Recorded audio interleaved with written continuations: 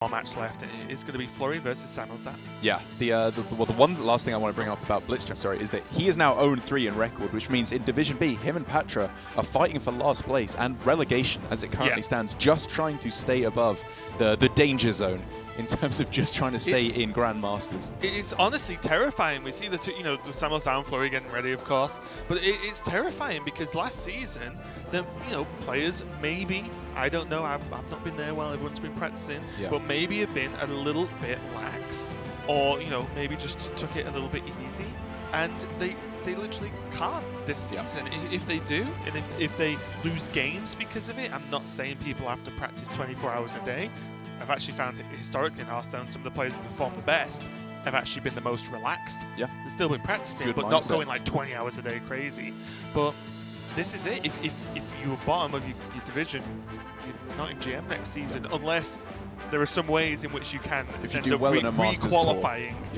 But still, a lot of pressure on these players. Flurry coming up next versus SamuelTsao, and it is going to be the Druid versus SamuelTsao's Warrior. SamuelTsao's Warrior is control, and the Druid is the Quest Druid that has the Nomi at the end for the, I'll say, win condition outside of just points. Yeah, this is both players lining up their shielded deck first, which is not something we've seen all too much over Grandmasters. I think as I'm starting to get to grips more with the format, it seems like game one, there's not all too much strategy. It's just like the classic Conquest mind games, exactly. There's, I guess, a slight added thing in that if your opponent is more likely to play their shielded deck, even if there's no benefit, you can use that to your advantage. It's really game 2 if you've won, or game 3 if you've lost.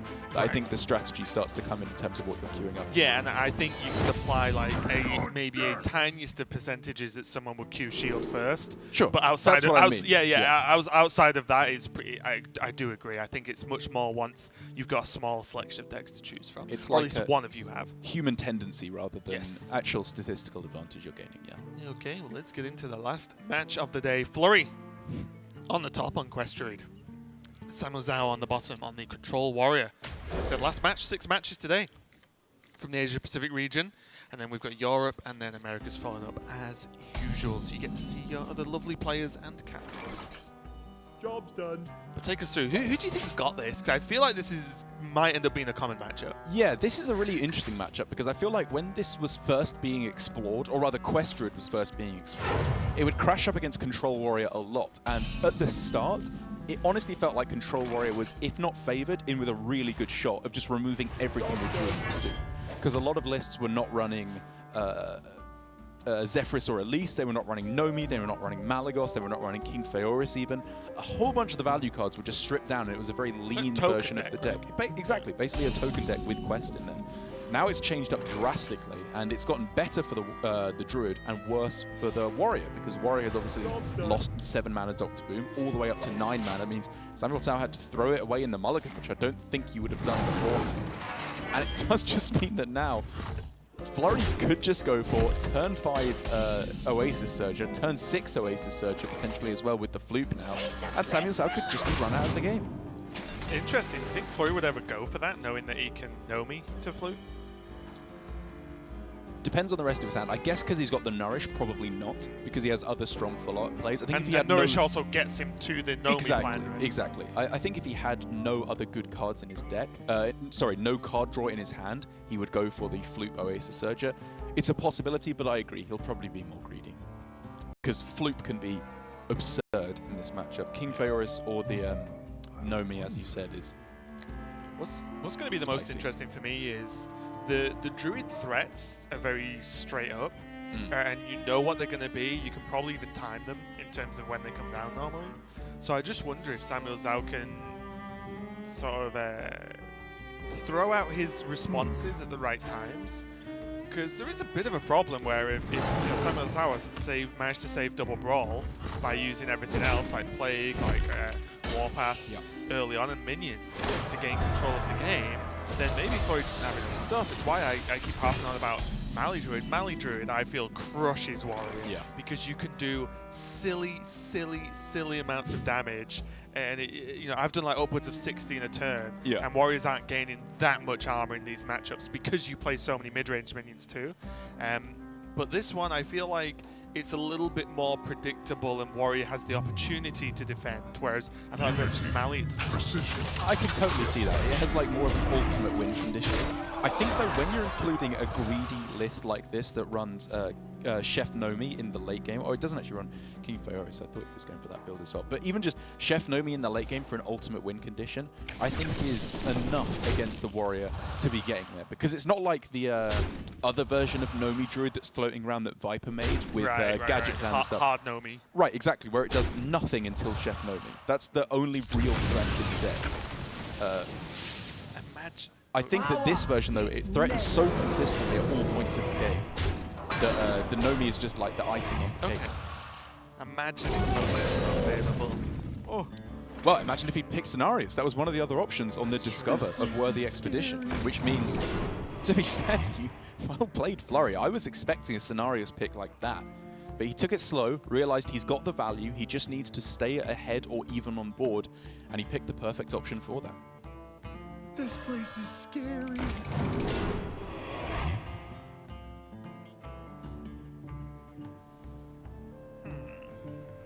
I think probably Apple Bomb. That's what I'm leaning towards as well.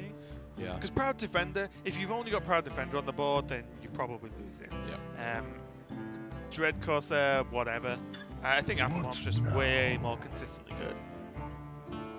Definitely lower stat though if you're not gaining the health.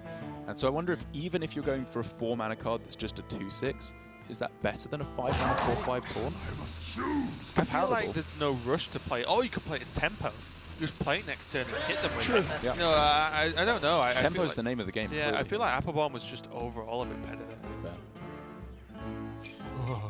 Flurry taking it nice and slow though with the Oasis Surges, which makes sense. You know, he had a big minion to take care of last turn, and this turn he wants to spend his mana more efficiently. And also generally, if you Oasis Surge into two taunts, you don't really want to Oasis Surge it into a very, very easy warpath for your opponent. They just clear it up with one warpath for one Oasis Surge, and you felt quite bad about that.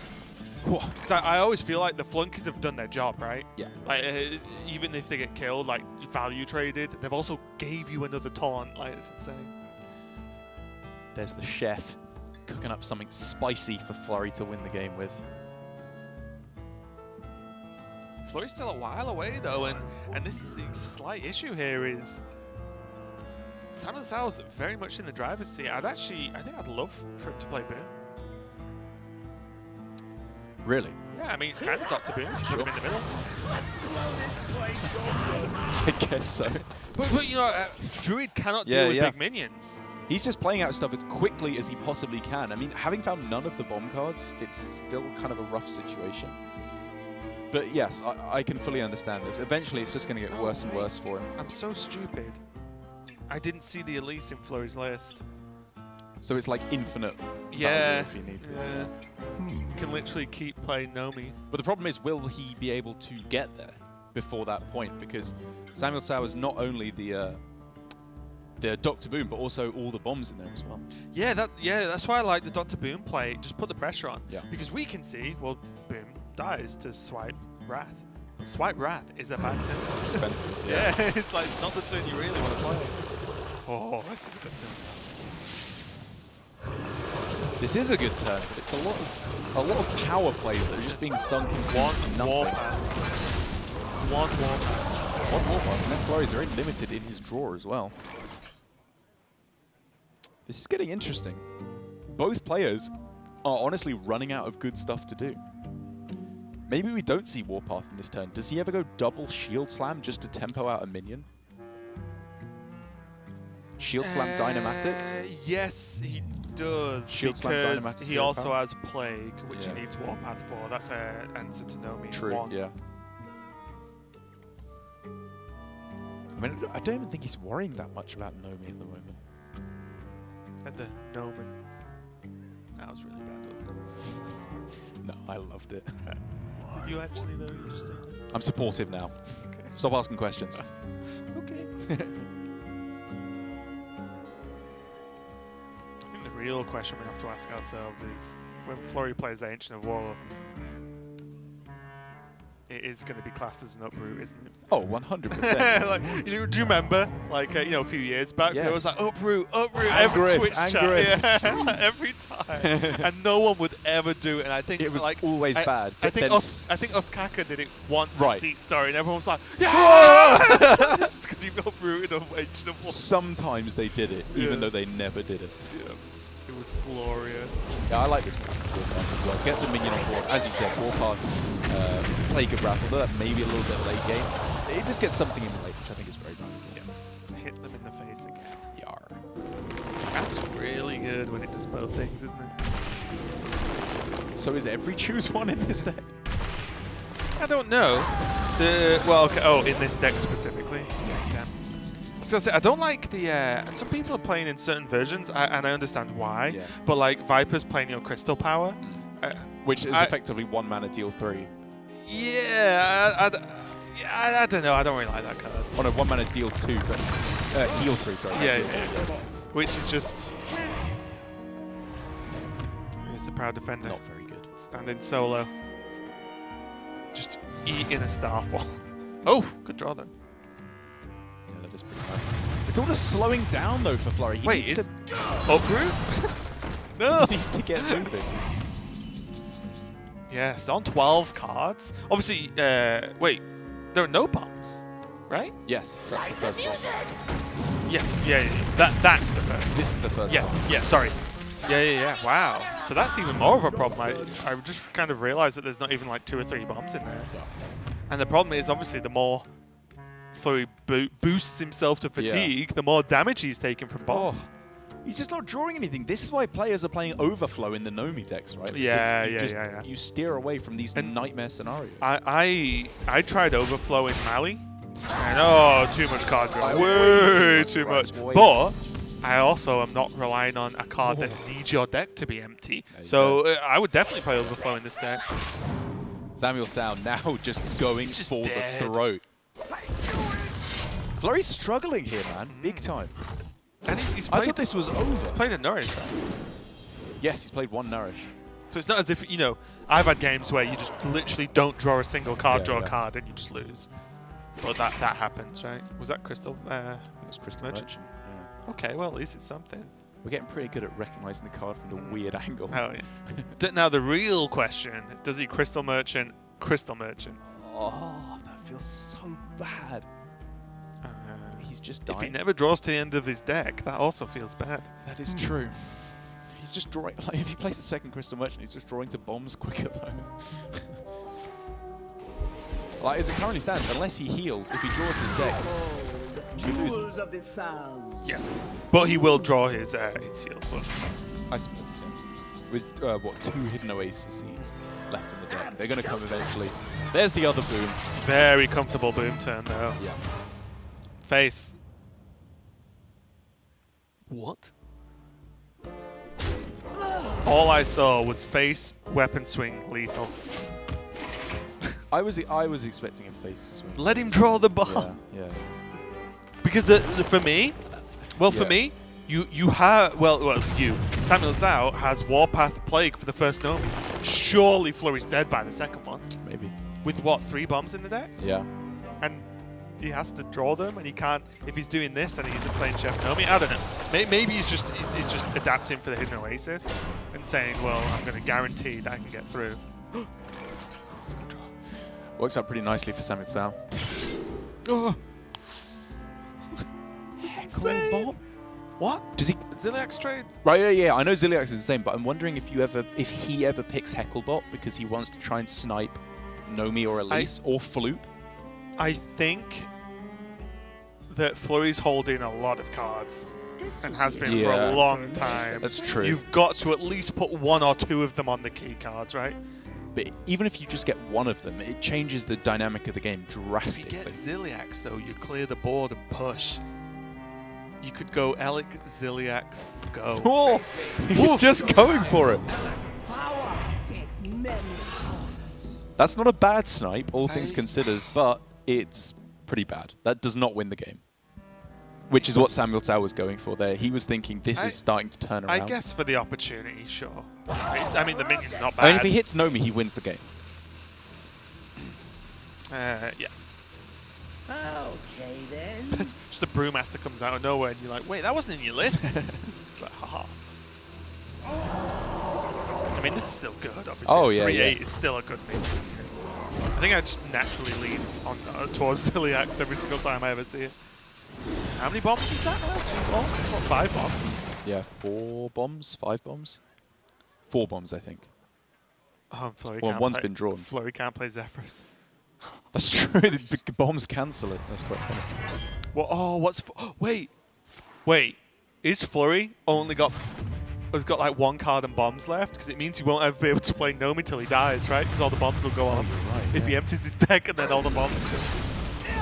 I think it might be 2 cards and bombs.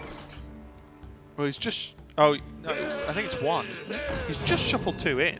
He swung the turn before. Right, but one bomb's been drawn earlier. I can't remember. Anyway, it's Pointless the game's trying going to to end guess. soon is what we're getting. Yes, exactly. And I mean, SamuelTsao is really close to trying to push for lethal here. And very importantly, he has what it takes to kill off 1 board of Nomis. And even if that doesn't win him the game, that might buy him the time to push for a fatigue lethal on Flurry. Okay, so there's only 1 bomb now. Hidden Oasis and Crystal Merchant are not bad, though. Oh, man. Flurry can just do such powerful things over and over again with Elise into Flute. Wait. Do you have, like, Crystal Merchant first? I thought... Need a hand, Explorer? Wait. Oh, he's overdrawing the bomb. Oh, that's smart. Oh, no. Oh, Flurry's alright at this game, isn't he? That is smart. I was working out whether you do it in a really weird way, but it'll be too slow. Yeah. I mean, he could have even played Zephyrus there and still overdrawn the bomb, but I guess he's thinking... Blade doesn't get a second Zephyrus, does he? Oh, yeah, of course. Yeah, because he wants to Zephyrus. Yes, Because okay. he can Zephyrus once and get, like, Tyrion, Zephyrus again get heal, right? I guess so, yeah. But 3, 6, 7, 8. This is where Flurry starts popping off. Would you not just slam Nomi? Am I missing something? Well, he's afraid of dying if he does that, right? He's got 19 health. There's only 8 damage. What's he really died? Bomb swing is another 8. Yeah, I guess you're not... I don't know. I just thought you could Nomi, go. Do you have I mean, no, I think he's afraid of Brawl. Like, if he goes Nomi, everything pushes face, and then Brawl, like, it's a couple of turns before he gets rolling. I guess. Or before he gets Noming. Good one, buddy. I know. My lord, we can see whatever card Flurry wants to play a lot of, he can play a lot of them. Whether it's Nomis or Zephyruses. Yeah. Funnily enough, though, he can't now play Elise again. No. Because you can actually cycle Elise. You can, but I think he's got enough. He's got enough. So I think that'll be verging on the just side put, of people might not understand the way the interaction works, but you can end up basically keep playing Elise and keep getting more insane. copies of other things, and Yes. it basically can potentially never end. Oh, the pick up a Brawl for SamuelTsao now means he can survive 2 waves of Nomi while he tries to find bomb cards to push for lethal. This is so close. Does Flurry probably just wins though, right? Because he's just got too many Nomis. Even if he starts taking a bunch of damage, later on he can go Chef Nomi Hidden Oasis with the flute effect. Well, the other way around, but yeah. Yes, sorry. Because Yeah. you'd want the 6/6 Yes. taunt, Yeah, wouldn't you? So you'd Oasis Nomi, and then Oasis, and then... Oh my god, yeah. What just happened? I've got to hand it to Flurry. I thought he was dead. Yeah. I mean, SamuelTsao has another bomb that he can play next turn. He can Warpath, Plague, Bomb. Yep. He can. But should he? Probably not. Probably Hero Powers.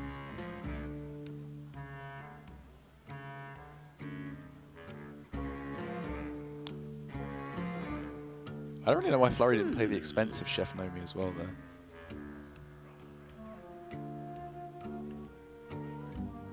So if he Warpath, he pushes 3 face, Warpath play Hero actually, Power. I guess there is reason to. He's got a lot of time actually, because SamuelTsao can soak 1 full Nomi hit. Right.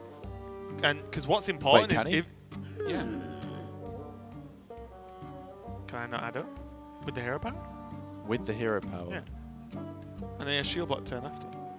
You can do it with the Hero Power. Hero Power and a shield block. He goes yeah, to 42. It's, it's 42, so he goes up to 42, which is exactly dead to 7 times 6. Right, but I mean, like, he clears the board this turn, so he doesn't get hit next turn. Right. Then he shield blocks. With shield and block. then he goes above it. Yeah. Just enough. Because also, if he doesn't play a minion, Flurry can't trade anything off, so it's more awkward to play like Zephyrus and stuff. So, yeah. And it also depends on which one he plays, right? Yes. The small Nomi doesn't do 42, does 3. Right, yes. Yeah. Whereas this one does represent lethal, unless SamuelTsao can clear something off or gain life. He could do either on this turn, or both. Shield block, double snip snap clears one of them off. Which means that Zephyrus would not be lethal, whereas otherwise it would be. Or I guess actually if he does clear one off, Zephyrus would be lethal because it would offer Savage Roar, so he has to not clear anything off on this turn to stay alive. He has to just blank on everything. Which means he's just dying then. Unless he can deliver lethal next turn. He needs to discover bombs, right? Clockwork Goblin? Oh! Wait, what fatigue was that? I didn't see. That was 3. 3, so he's taking 4, 10. And 5. If SamuelTsao can survive this turn, which he can, and then go double Clockwork Goblin. Oh, I love that fuse thing. He's still got Hero Power. Yes. SamuelTsao needs to pass. He cannot play a minion this turn. Cannot play a minion this turn. And he knows there's a Zephyrus in hand. Oh, well, he can play a minion, right? Oh! He can play a minion this turn. Okay, he can play it, but he can't remove. He can't. Yes. What? Oh, what a game. He got 2 Clockwork Goblins generated that turn. Doctor boomed. You can put him to 9 mana. So he can heal this turn, even though it won't play he can the still 6/6, right? So does that mean that brings him up to 25? But he's going to take another 10, 15. So he lives. Just? He can play the card, right? I am 99%. Yeah. Yes. Because it's a choose. So Elec is the draw here? Or more goblins. That into Clockwork Goblin is 15, 20 damage, still not enough. So I think it's just slipped out of SamuelTsao's fingers. Okay, then. Yeah, I didn't account for the heal, actually. I thought it was a more fatigue. Yeah. Well, I mean, SamuelTsao went about it the right way in the last couple turns. Though. Yeah, I think it was pretty well played from SamuelTsao, actually.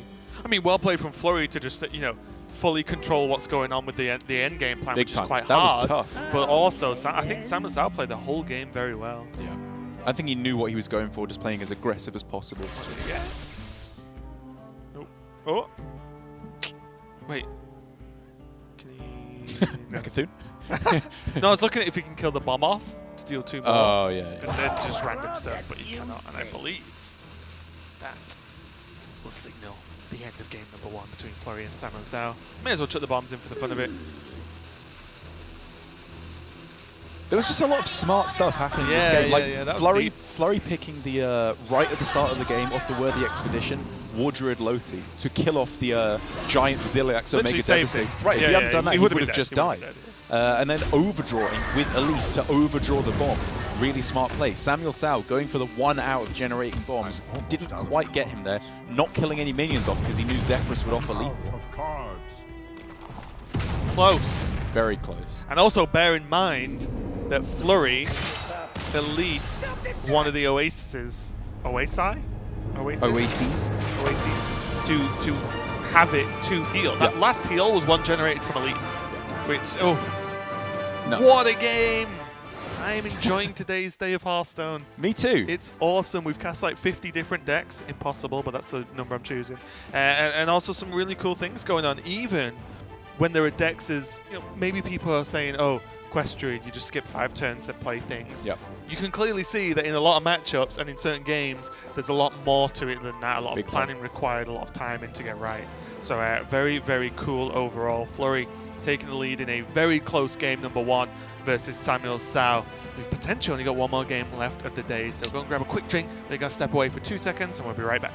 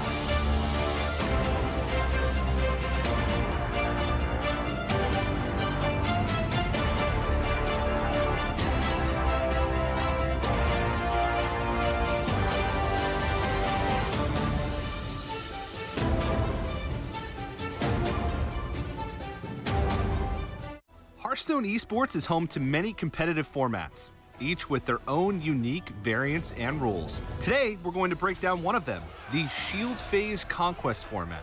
And here's how it works.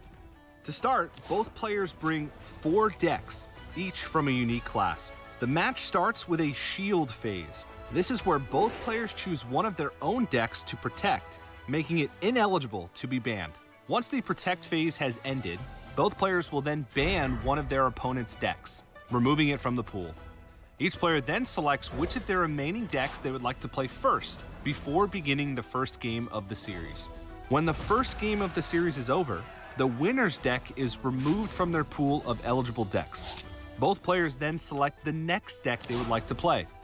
The loser of the first game can choose to replay with the deck they lost with, or they can choose one of their other 2 available decks. In Best of 3 conquests, the first player to 2 wins is the victor. In Best of 5 series, such as those in the semifinals or finals of major events, the first player that makes it to 3 wins takes the W. It's that easy. Shield Phase Conquest allows players to showcase their skill set across different classes, while still giving them the opportunity to play the deck they're most confident with. Now that you've got the download on Shield Phase Conquest, we wish you well on your deck building adventures.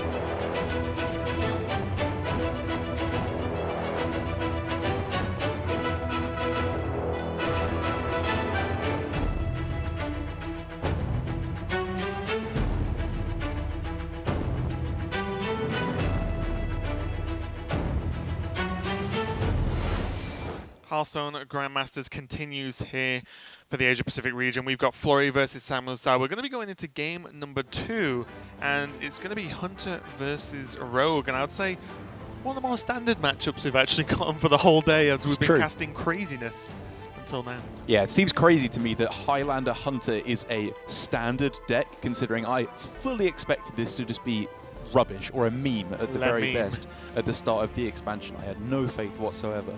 But it does just turn out that Zephyrus is even more powerful than anyone could have imagined, especially at the early turns of the game when you're wrestling for tempo up against a deck like Rogue. And obviously, Dino Tamer Brand for that finishing burst against a deck that's light on healing like Rogue feels very, very strong indeed. Yeah, and Flurry's gone for a slightly interesting build on the Highlander Hunter with a missing Sunreaver Spy and Acidic Swampu's Flare, those 2 slots. And then also as well, a little bit down the line, we have a Wild Bloodstinger, which is a card I'm a big fan of. I thought that card was insane. Yeah. And I was more surprised when more people didn't think the same as me. It's a 6-mana 6/9 that pulls a minion from your opponent's hand and then attacks it instantly, and then that's the card. And for me, when I first saw it, I kind of judged it as, say, a 6-mana 6/4, make your opponent discard a minion from their hand. Like, is that not just insane? Like, is that not completely busted? Apparently not, but now Flurry seems like it's coming around. Yeah, I think it really depends on the metagame that you're up against. Against Rogue, I find a lot of the time it's actually very strong because you can pull out some of these key minions that are pretty crucial for their burn plan. If you can find Leroy, Life Drinkers later on, it's very, very strong. If you can find a Miscreant at the start of the game, you're taking basically no damage and destroying the entirety of their value a lot of the time. But obviously, it's still a 6-drop with no taunt, which means you're going to be taking a lot of damage. And that really does feel like the name of the game here for this matchup. The Rogue, with these weapons, with this burn damage, is going to be trying to lock down board in the first few turns and then push for the win as quick as they humanly can. Yeah, and this is a big deal. Already getting to game number 2, we can see Zephyrus in the opening hand, which means Flurry has a few options with this card, but in general, I expect it to be a second Ooze. In the deck, most of the time. Sometimes it's silence for Van Cleef, of course, but in general, I feel like it either gives an Ooze or some tempo, but with an animal companion already in hand, Flurry's in no real need of a tempo. Yeah, Ooze is what it turns out as a lot of the time. Backstab is a very reasonable option early on to just get yourself some nice tempo, because generally when you're playing Zephyrus for no mana left over, it will offer you a backstab. And that looks like it could be the way we're heading with SamuelTsAo's pretty strong tempo start. Especially with the Miscreant. This is juicy. Again! It's just the mummy all over again. See, now this is the awkward part. Because, yeah, Flurry won't want to play Zephyrus on turn 2. Because it won't give him cards he actually wants. Oh, up to no good. Misha would probably feel pretty good right now for Flurry. My side. Nice. Flurry's good at this game. Yeah, it's just a very strong start overall for both players, actually. Flurry obviously found both of the Highlander cards in Dino Tamer Brand and Zephyrus. And while Dino Tamer is not incredibly powerful when your opponent has a wide board, it's still a nice piece of removal and a very, very large overstated minion for the cost. So many options.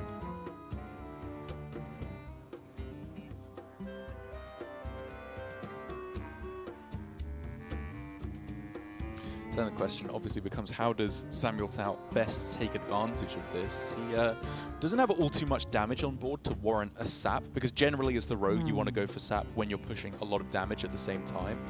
But in the end, he's clearly come to the conclusion that it's worth it because of the value trades that the Misha would take. Yeah, it's a tough one, isn't it? I guess with the upgrade as well, it does give you a pretty good chance of pushing more damage. I will hunt you down. Wow, especially when you roll that. That's insane! That is a good card.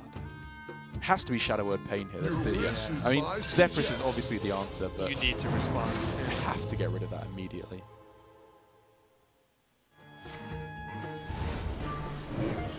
Which is like a blessing for Flurry, because if he didn't have that, and that would kind of just be game over on the spot. And that's why Zephyrus is such a highly kept card in the mulligan, because you might not want to play it on 2, you might not play it till turn 12, but if you ever need something, it will give it to you 9 times out of 10, because it will give you a weapon removal when you need it. If you're getting smoked down, it'll remove awkward minions like that. It'll give you a silence to deal with Van Cleef, potentially, so on and so on. So even if you're effectively kind of -1 card in hand, it's -1 card, but +1 answer to almost any situation. Totally worth it.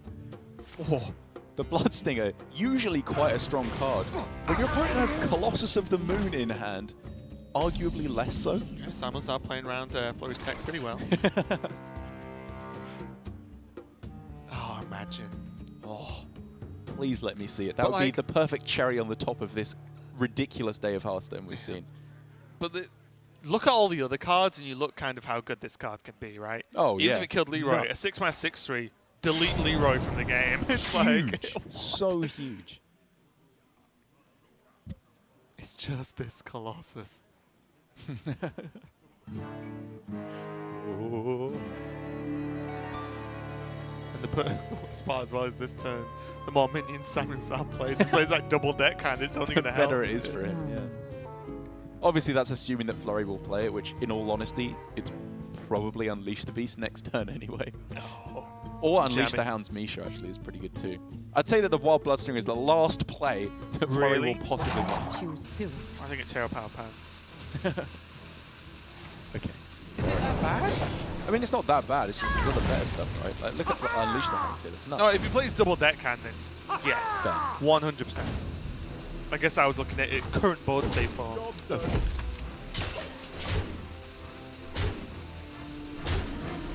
Are we coming down to a 50-50 between Colossus and Leroy as to what the Bloodstinger draws? I 50-50 honestly to win the really game. hope so. I mean, probably not. Well, In all honesty, the Dino Tamer brand will probably be the play next turn, which will close things out. oh, I don't know. Or, I mean, that is obviously, unless SamuelTsao finds a way to push past the Taunt and deliver Leroy for lethal. But at the moment, I think Flurry looks like he's swinging this game pretty decisively back in his favor.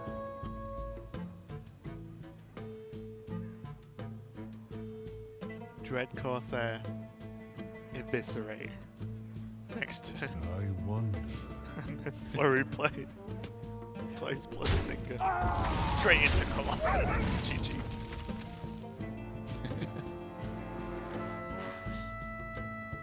Let's take out the Rush, right?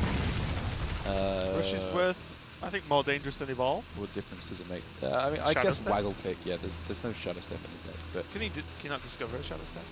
I guess. I suppose. I'm just saying, like, you go Super nitpick, you small, don't. but Yeah. yes. But yeah, I think I'm more afraid of Worm.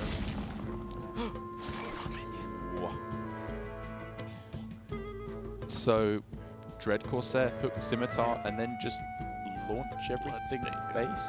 The Ursatron is very annoying, and actually giving your opponent the ability to kill off their own Ursatron is arguably bad, because they have a 50% chance to find Ziliax, and a 50% chance to find Snip Snap, of course. So SamuelTsao may be tempted to not play Dread Corsair, but that seems terrible. Yeah, that What, seems Leroy terrible. face?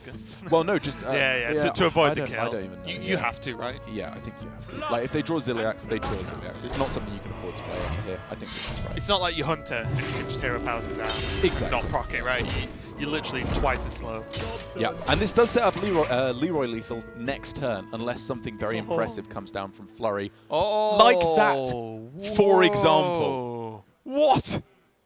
Brand's like, No. I thought you'd find me where the action's at. now, yeah, SamuelTsao, I would also look disappointed if I were you at this moment in time, because That is a cringe-worthy moment. that is a good draw. That's a good draw, though. That might turn things around. Jeez, they both just may as well just be like taking it in turns, like, you know, those like Olympic slapping, where you just slap each other in the slap. I've never seen it where you just slap each. I don't think it's an Olympic sport, by the way, but neither is Hearthstone. You know when they just slap you in the face and you take it in turns, and it's the person who like Please demonstrate. bows out. Okay. You know where they're like the first person to bow out. It's kind of like that. They're both just having insane turns back and Yes, forth. they are.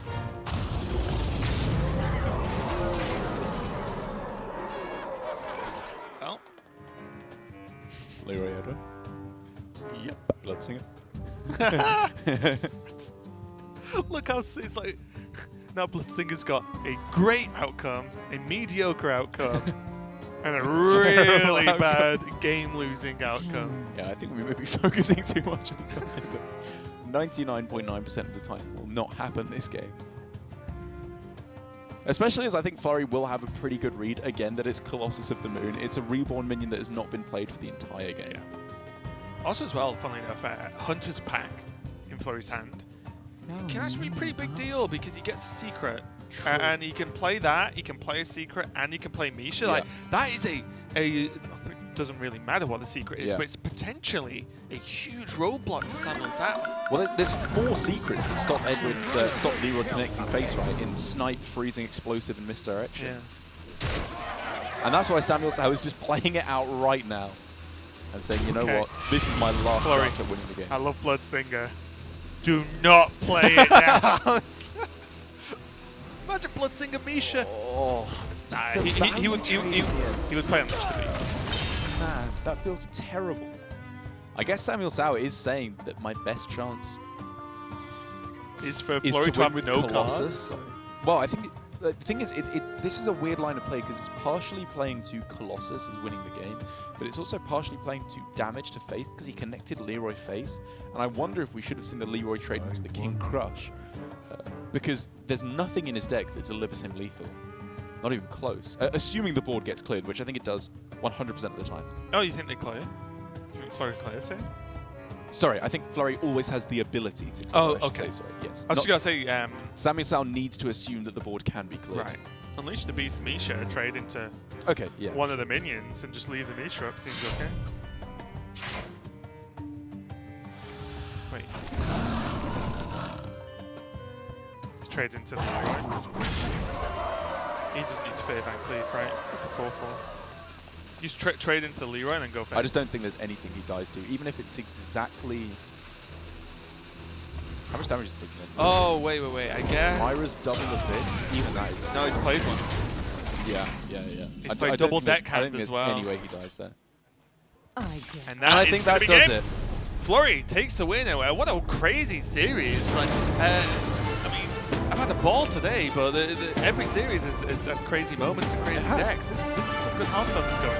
Very, very good Hearthstone. I've got to be honest, I am very, very glad, despite the sweet, small renaissance period we had with Reno Mage, it was time for the deck to take a step to the side. I think Masters Tour still was a little bit too heavy on the Galaxy in terms of deciding the matchups. This has just been crazy. All these matches, who knows what has been deciding all of these games. And so many of them have been so close. If you remember Alutemu versus Staz, where he was 1 damage off lethal, like just 4 turns in a row, it felt like. It was so close. And a lot of these matches are... It's an interesting dynamic between the control style, the anti-control, and then the aggro, and how it's matching up against each other. It feels like old school. And there's stuff we've not even seen as well. There are decks that have been banned.